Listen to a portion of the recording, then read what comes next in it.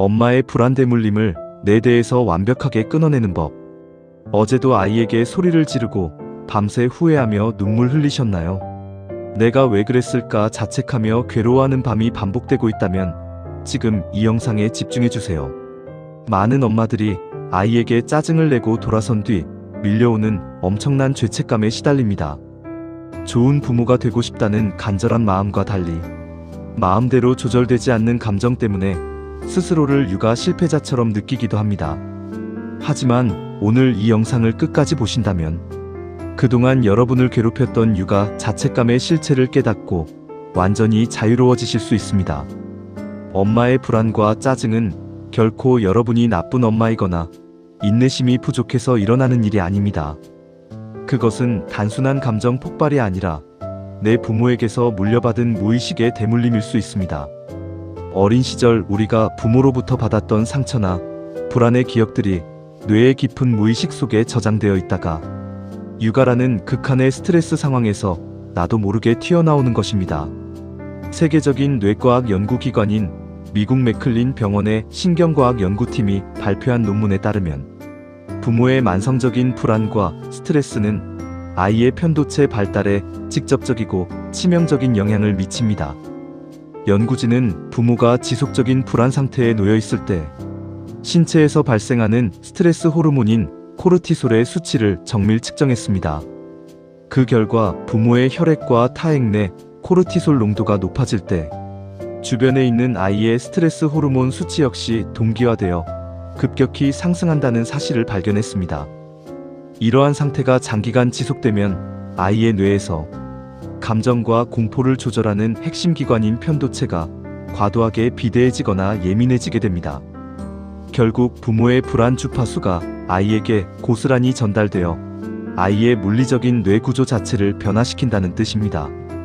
이 놀랍고도 두려운 사실은 지금 우리가 겪고 있는 감정적 요동이 우리만의 문제가 아니었음을 증명합니다.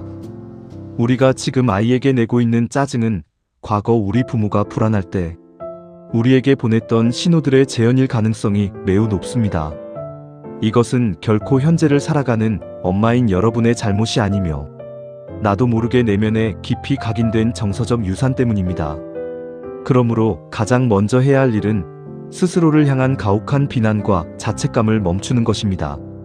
내 잘못이 아니라는 것을 인정하는 순간 비로소 문제를 객관적으로 바라보고 해결할 수 있는 심리적 공간이 생겨납니다. 하지만 대물림이라는 단어에 갇혀 절망할 필요는 전혀 없습니다. 다행스럽게도 현대 뇌과학이 밝혀낸 가장 위대한 발견 중 하나는 우리의 뇌가 고정된 것이 아니라 평생에 걸쳐 변화할 수 있다는 사실입니다. 이것을 신경가소성이라고 부르며 인간의 뇌는 새로운 경험과 자극, 그리고 의도적인 훈련을 통해 신경회로를 끊임없이 재구성합니다. 내 대에서 이 지독한 불안의 고리를 끊어내겠다고 굳게 다짐하고 실천하는 순간 여러분은 아이에게 완전히 다른 무의식을 물려줄 수 있습니다. 과거의 유산이 어떠했든 상관없이 지금 이 순간부터 내 아이의 무의식을 평온과 사랑으로 다시 프로그래밍할 수 있는 힘이 우리에게 있습니다. 그렇다면 구체적으로 어떻게 해야 내 안의 불안 주파수를 차단하고 아이에게 긍정적인 정서적 유산을 물려줄 수 있을까요? 가장 먼저 해야 할 첫 번째 단계는 엄마 자신의 감정을 완전히 객관화하는 인지 훈련을 시작하는 것입니다. 우리는 보통 감정이 일어나는 순간 그 감정과 자신을 동일시하여 감정이 시키는 대로 행동해버립니다. 아이에게 짜증이 밀려오는 그 짧은 찰나의 순간에 즉시 행동을 멈추고 심호흡을 깊게 3번 하셔야 합니다. 이 작은 멈춤이 뇌과학적으로 엄청난 변화를 만들어냅니다. 미국 하버드 의과대학 산하 벤슨헬리 신신의학 연구소의 단연간의 임상 연구 발표에 따르면 의도적인 깊은 호흡과 이완 반응은 신체의 부교감 신경계를 즉각적으로 활성화합니다.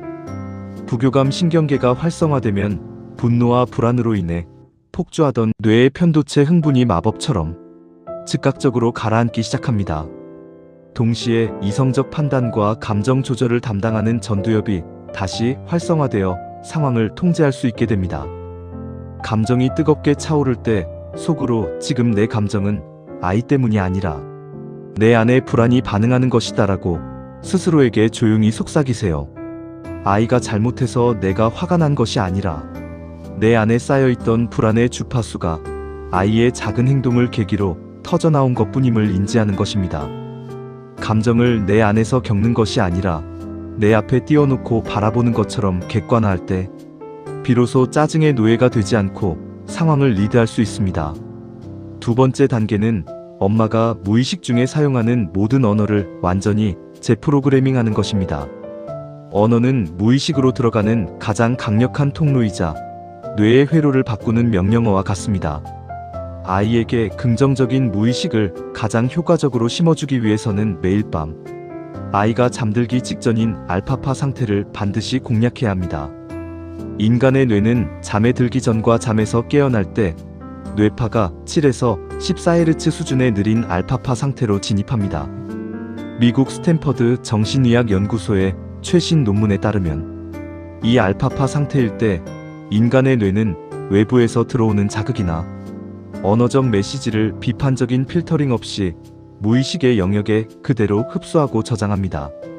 낮 동안에는 아이도 방어기제가 작동하여 엄마의 말을 튕겨낼 수 있지만 잠들기 직전의 무방비 상태에서는 엄마의 말 한마디가 영혼 깊숙한 곳에 그대로 각인됩니다. 그러므로 이 황금 같은 시간에 낮 동안 아이에게 냈던 짜증을 만회하고 최고의 무의식을 선물해야 합니다. 아이가 잠들기 전 따뜻하게 안아주며 귀에 대고 너는 존재 자체로 너무나 소중하단다. 엄마는 언제나 너를 사랑하고 응원해라고 부드럽게 말해주는 것입니다. 만약 낮에 아이에게 화를 냈다면 오늘 엄마가 감정이 서툴러서 소리 질러서 미안해. 그렇지만 엄마가 너를 사랑하는 마음은 단 한순간도 변함이 없단다라고 솔직한 마음을 전하세요. 아이의 무의식 속에 깊이 박혀 평생 어떤 시련이 와도 무너지지 않는 단단한 자존감의 뿌리가 됩니다. 엄마의 언어 재프로그래밍은 아이에게만 향해서는 안 되며 엄마 스스로를 향한 언어도 반드시 함께 바뀌어야 합니다. 많은 엄마들이 하루 종일 아이에게 정성을 쏟고도 사소한 실수 하나에 나는 엉망진창인 엄마야라며 스스로에게 언어적 폭력을 가합니다. 이러한 자기 비하는 엄마의 뇌를 더욱 불안하게 만들고 결국 다음날 아이에게 더 큰 짜증으로 이어지는 악순환을 만듭니다. 내일부터 아침에 눈을 뜨자마자 거울을 보며 나는 완벽하지 않지만 매일 성장하는 좋은 엄마다는 문장을 크게 소리내어 3번 외치십시오. 처음에는 어색하고 부끄럽겠지만 우리의 뇌는 본인의 목소리로 직접 외치는 긍정 확언을 강력한 사실로 받아들이기 시작합니다. 스스로를 좋은 엄마로 인지할 때 뇌에서는 행복 호르몬인 세로토닌이 분비되며 자녀를 향한 포용력도 함께 넓어집니다. 세 번째 단계로 행동적 측면에서는 하루에 딱 10분만 아이의 눈을 온전히 바라보며 깊은 격려의 스킨십을 나누는 시간을 반드시 가지셔야 합니다. 현대 육아는 너무 많은 정보와 교육열 때문에 본질을 잃어버릴 때가 많습니다. 좋은 교구를 사주고 비싼 학원에 보내는 것보다 엄마의 평온한 눈빛과 따뜻한 체온을 전달하는 것이 비교할 수 없을 정도로 중요합니다. 미국 스탠퍼드 대학교 의과대학 소아정신과 연구팀은 부모와 자녀 간의 정서적 교감에 대한 대규모 추적 연구를 진행했습니다. 연구 결과 부모가 아이와 부드럽게 눈을 맞추고 따뜻하게 안아주는 등의 신체 접촉을 할 때 아이의 뇌 시상하부에서 오스오프라 불리는 옥시토신 분비가 폭발적으로 촉진된다는 사실을 증명했습니다. 이 옥시토신은 사회적 결속감과 정서적 안정감을 극대화하고 스트레스 호르몬의 작용을 억제하여 아이의 정서 발달에 결정적인 역할을 합니다. 공부하라고 다그치거나 숙제를 검사하는 시간이 아니라 아무런 조건 없이 아이의 존재를 환영하며 꽉 안아주는 10분의 시간이 필요합니다. 거창하고 복잡한 육아법을 모두 실천하려 애쓰며 스스로를 갉아먹지 말고 오직 눈맞춤과 따뜻한 스킨십이라는 육아의 본질에만 집중해 보시기 바랍니다.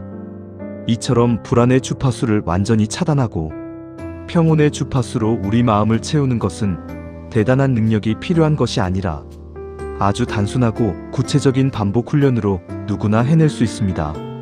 사실 저 역시 대단하거나 완벽한 사람이 아닌 여러분과 똑같이 매일 흔들리고 고민하는 한 사람의 평범한 인간일 뿐입니다. 살아가다 보면 누구나 깊은 감정의 바닥을 경험하고 도저히 헤어나올 수 없을 것 같은 어두운 터널을 지날 때가 있습니다.